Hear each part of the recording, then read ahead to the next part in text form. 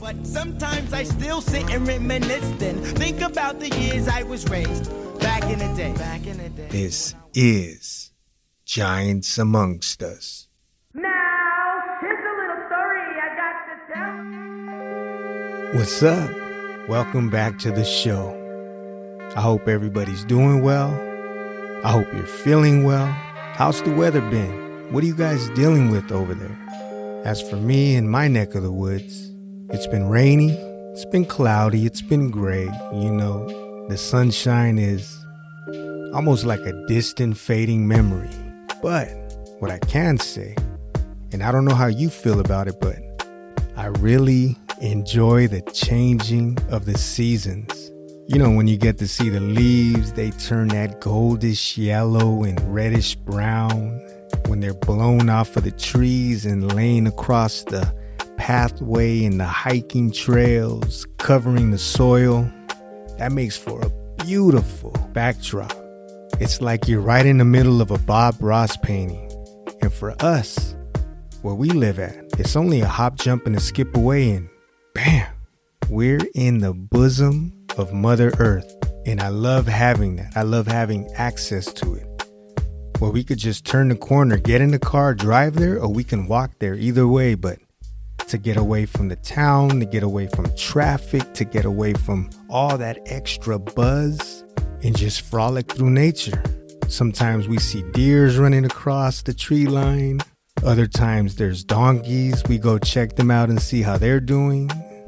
At times we see the sheep, listening to the birds chirp, while that fresh, cool, crisp air just splashes against our face.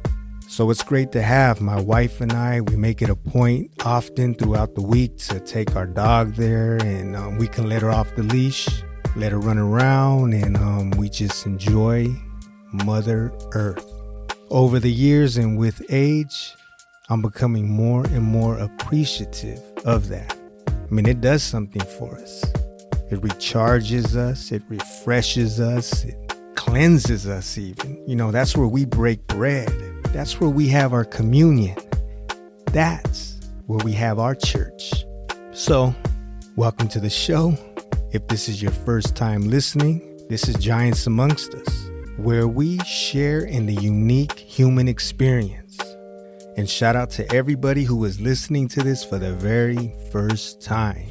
A big hello to every location, every state, every country, every continent that the show has found its way to.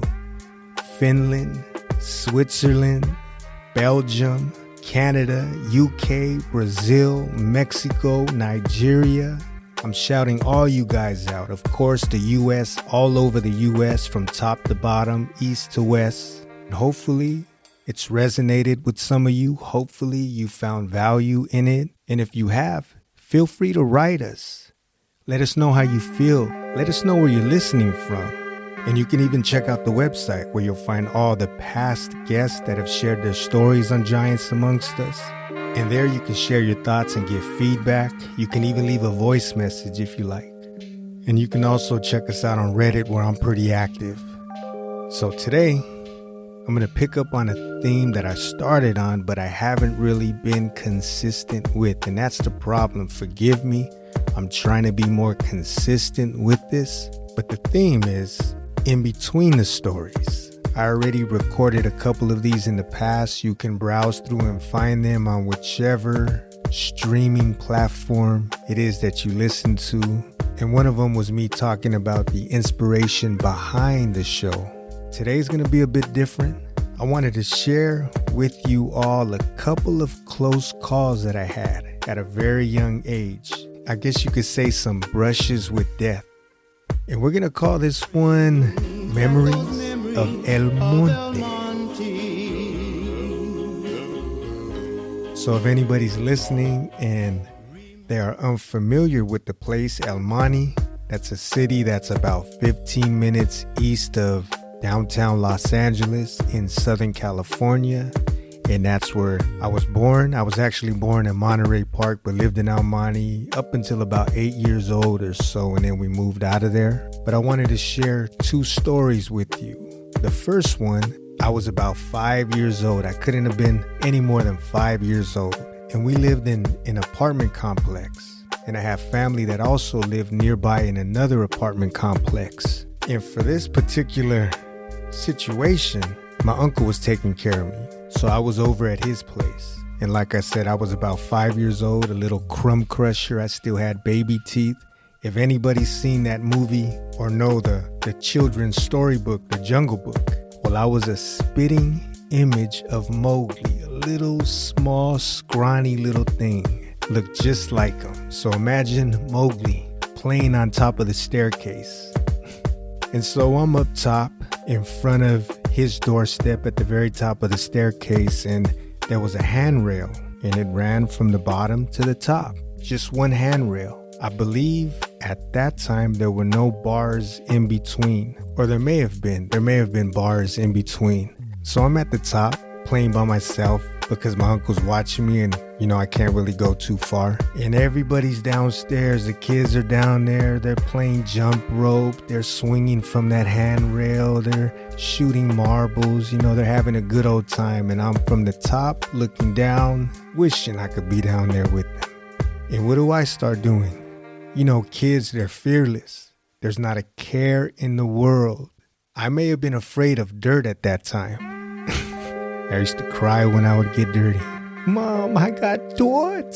I got dirt on my clothes. But for whatever reason, I see the kids, they're swinging from the handrail. And so what do? I start doing the same thing. But from up top, I'm swinging from the handrail or hanging from the handrail. One of the two. Both hands gripped on that handrail, suspending myself up at the very top of the staircase from a 2-story apartment complex. And what do you know? I slip off the side, and now I'm free falling from the top level down. Free falling.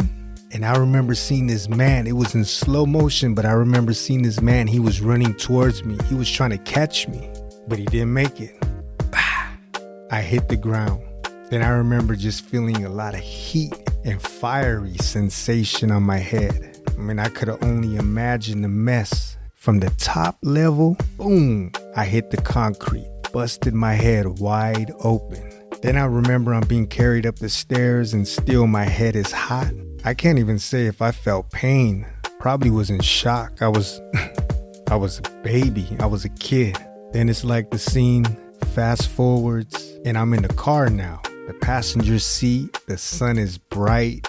Or maybe it was that light that people say they see before they take that long walk. But it was in the afternoon, so I'm pretty sure it was the sunlight hitting me directly. And my uncle was driving me to the hospital.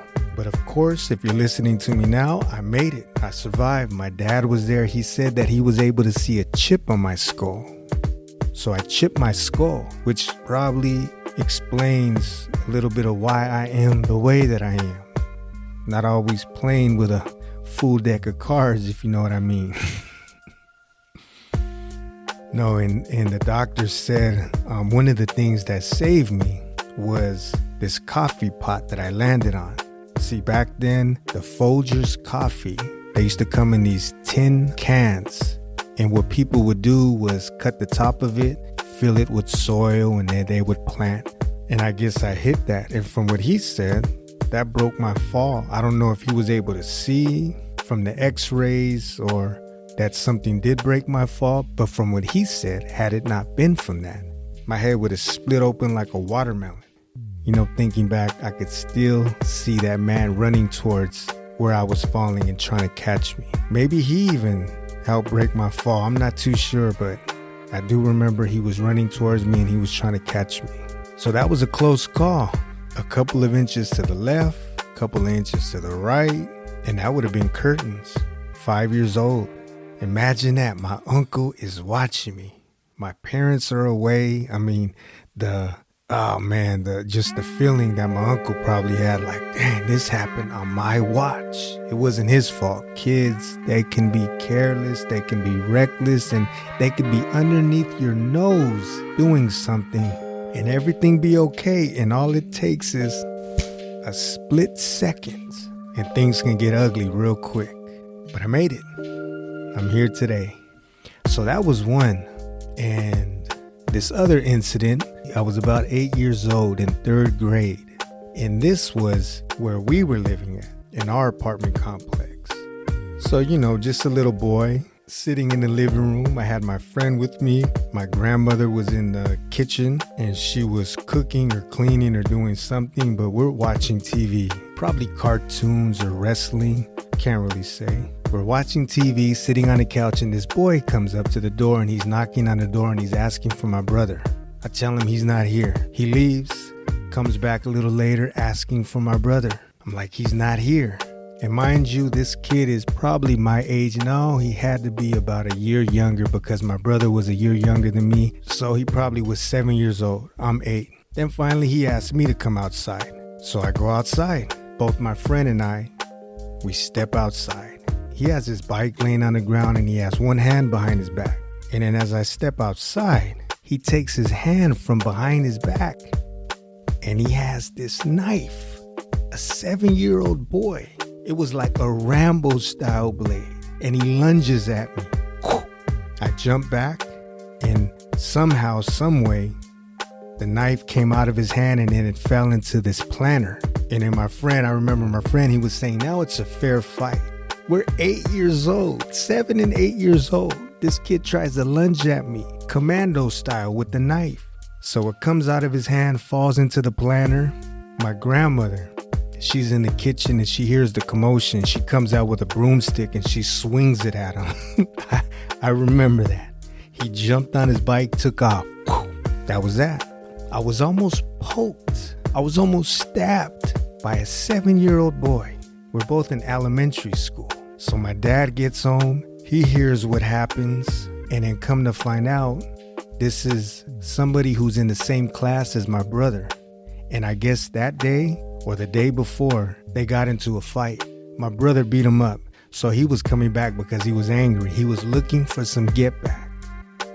But he didn't want to fight him. He wanted to stab him. And if he couldn't get him, he was going to get one of us, his brother, which was me. So my dad had us in the car. We drove to where he lived. And I remember seeing a family and they're carrying boxes to a truck. It looked like they were in the middle of moving. His parents were there. They looked like some young gangbangers. So the apple really didn't fall far from the tree. And my dad got out of the car, spoke with them, and I remember he came back in the car and he was angry. So I guess, they really didn't give a what their kid was doing. If anything, they probably encouraged it. He came home and may have told him what happened, and they probably said, you better get back over there and do something. That's not strange. I've known of that happening. So I wouldn't put it past them, but isn't that a shame? The hate that you can give a kid, your child, the lack of love and support that spills into the streets. And look what happened, what could have happened. So that was a close call. I dodged the bullet, or I just missed the blade, however you want to put it.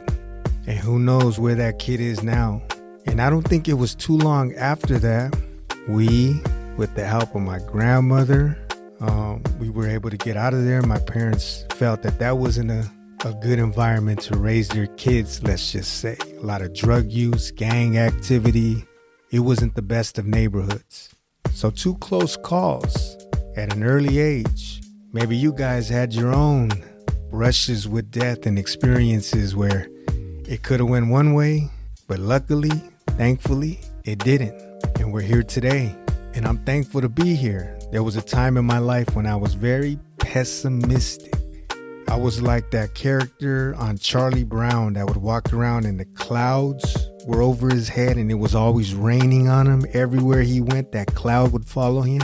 Angry, grumpy, but I've turned over a new leaf. And sometimes it's the simplest things that put a smile to my face and it brings joy to my heart. Might even sound corny, but it's the truth.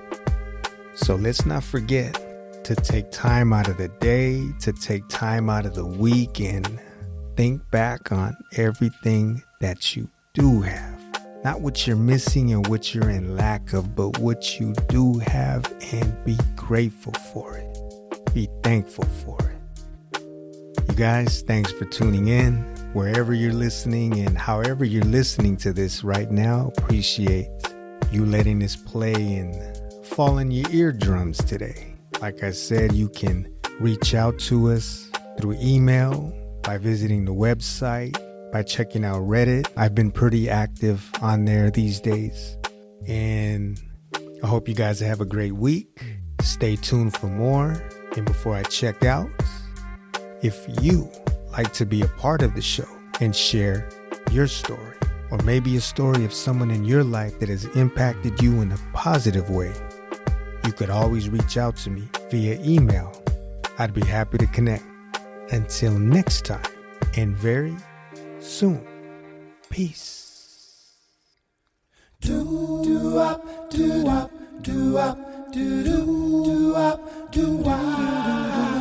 looking for a sign to know I'm on the right road. Ain't seen no sign since Jericho.